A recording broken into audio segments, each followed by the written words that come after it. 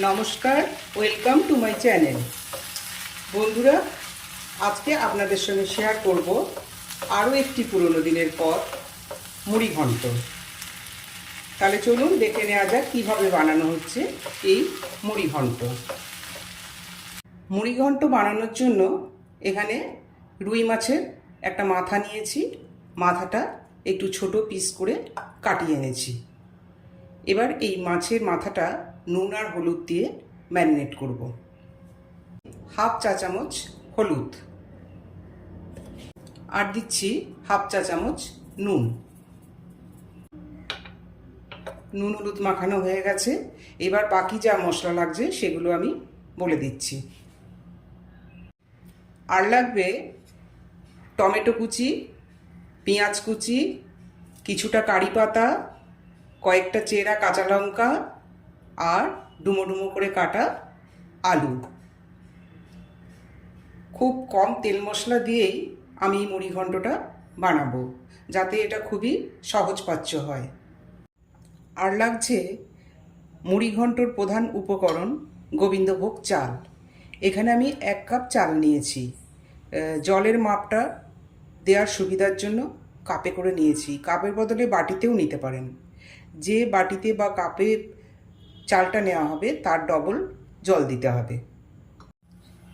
গ্যাসে কড়াই বসিয়েছি। এবার এটার মধ্যে সর্ষের তেল দেব, দিয়ে মাছের মাথাটা খুব ভালোভাবে ভেজে নিতে হবে। আর আমি এইটা পুরোটাই মুড়ি ঘন্টটা সর্ষের তেলেই বানাবো।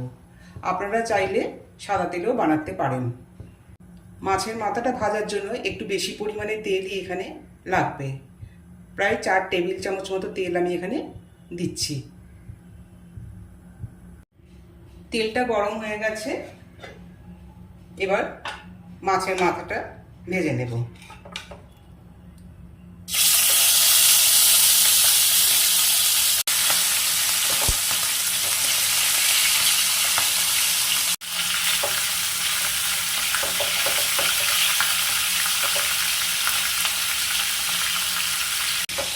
মাছের মাথাটা ভাজার সময় গ্যাসটা মিডিয়াম ফ্লেমে করে দিতে হবে।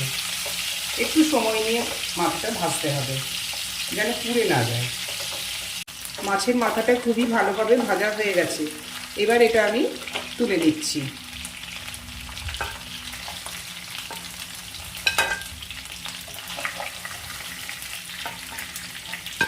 মাছের মাথাটা ভাজা হয়ে যাওয়ার পর যে তেলটা এখানে পড়ে আছে, সেই তেলটা আমি এখানে আর ব্যবহার করব না। আবার ফ্রেশ তেল দিয়ে করব, কারণ এই তেল দিয়ে যদি আমি মুড়ি ঘন্টটা করি তাহলে খুব রিচ হয়ে যাবে। আমি একটু এটা হালকাভাবে বানাতে চাইছি। কড়াইতে 4 চা চামচ মতো সর্ষের তেল দিলাম। এবার এই তেলটা গরম হয়ে গেছে। প্রথমেই পেঁয়াজগুলো ভেজে নেব।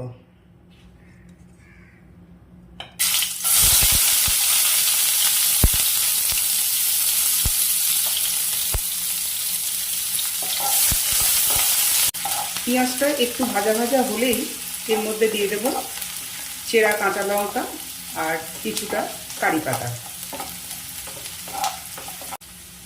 এবার দিয়ে দিলাম 2টো চেরা কাঁচা লঙ্কা আর দিচ্ছি কিছুটা কারি পাতা।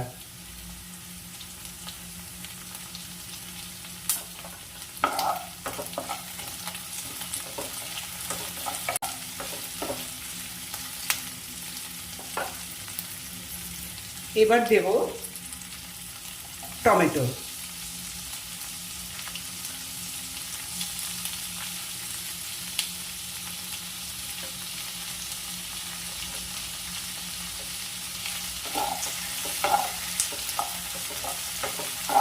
টমেটোটাও একটু কষিয়ে নেওয়ার পর এর মধ্যে যে আলুগুলো কেটেছি ডুমো ডুমো করে, সেই আলুগুলো ভেজে নেব। এখন দিয়ে দিচ্ছি আমি আলুগুলো।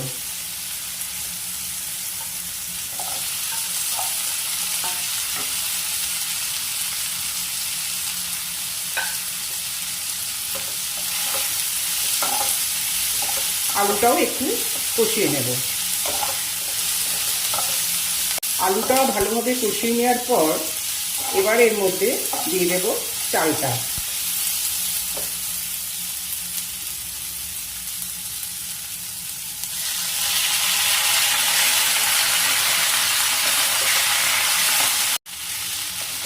চালটা একটু নাড়াচাড়া করে নেওয়ার পরই হাফ চা চামচ নুন, 1 চা চামচ চিনি,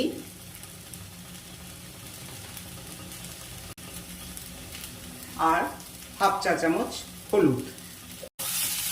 এই মুড়ি ঘন্টতে আমি সেইভাবে মশলা ব্যবহার করব না, মানে যতটা এটা হালকাভাবে রান্না করা যায় ততটাই এটা করব, কারণ বাড়ির সব সদস্যরা ছোট থেকে বড় যাতে সবাই এই আইটেমটা খেতে পারে বা সেটা যেন খুব সহজপাচ্য হয়, সেই জন্যই এখানে আমি কোনো মশলা সেইভাবে ব্যবহার করছি না। মানে যেটুকু না হলেই নয় সেটুকুই আমি এখানে ব্যবহার করব। এবার এর মধ্যে দিয়ে দেব মাছের মাথাটা।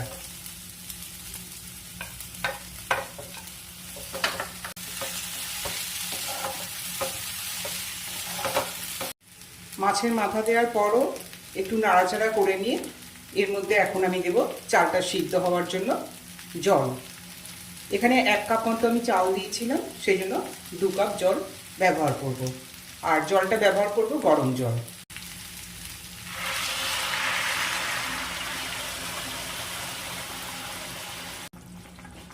গ্যাসটা মিডিয়াম ফ্লেমে করে ঢাকা দিয়ে দেব চালটা সিদ্ধ হওয়ার জন্য।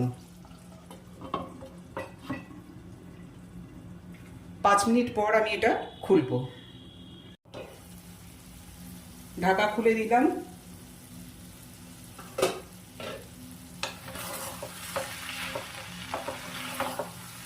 চাল আলু অনেকটাই সিদ্ধ হয়ে গেছে,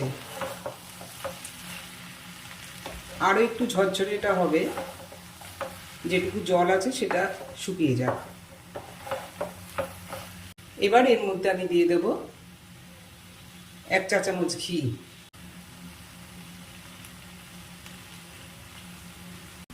আর দিচ্ছি গরম মশলার গুঁড়ো।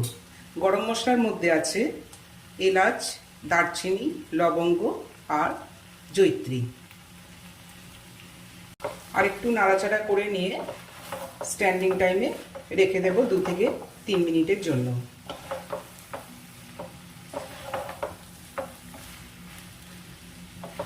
এই মুড়ি ঘন্টও কিন্তু অনেক পুরনো দিনেরই একটি পদ। স্ট্যান্ডিং টাইমে রেখে দিচ্ছি 2 থেকে 3 মিনিটের জন্য। স্ট্যান্ডিং টাইমে রাখার পর জিনিসটা খুবই ঝরঝরে হয়ে গেছে। এবার এই মুড়ি ঘন্ট আমি প্লেটে পরিবেশন করে দিচ্ছি।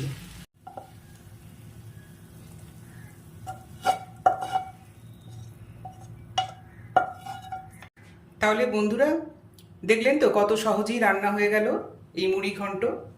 আপনারাও বাড়িতে এইভাবে মুড়ি ঘন্ট বানান, দেখবেন খেতে খুবই ভালো লাগবে।